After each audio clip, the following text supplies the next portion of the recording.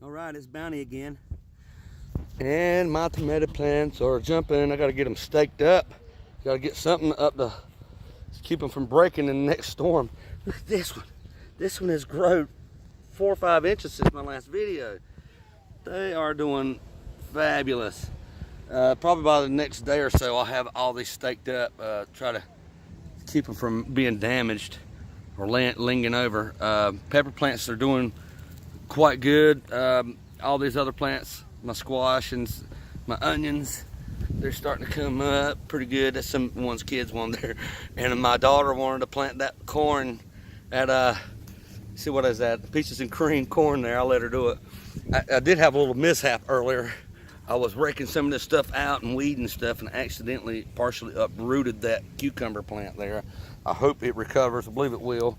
My tomato plants, you know, some other varieties, and no, I am not clipping them out to where I have one single tomato plant in there.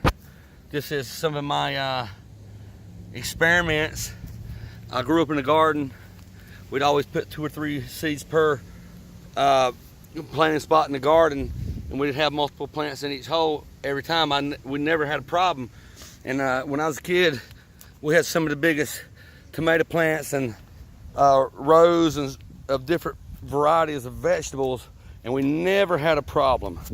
Now, we did singly plant okra. You know, it seemed to do better by itself. But I can promise you, what you see right there, that's 4 tomato plants. They're going to fuse together.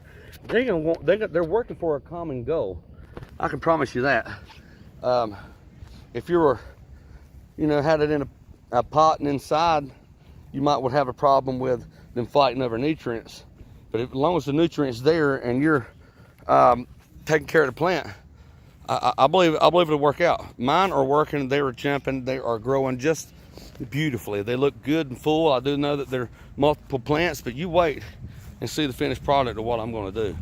So, with all that being said, love you, mean it.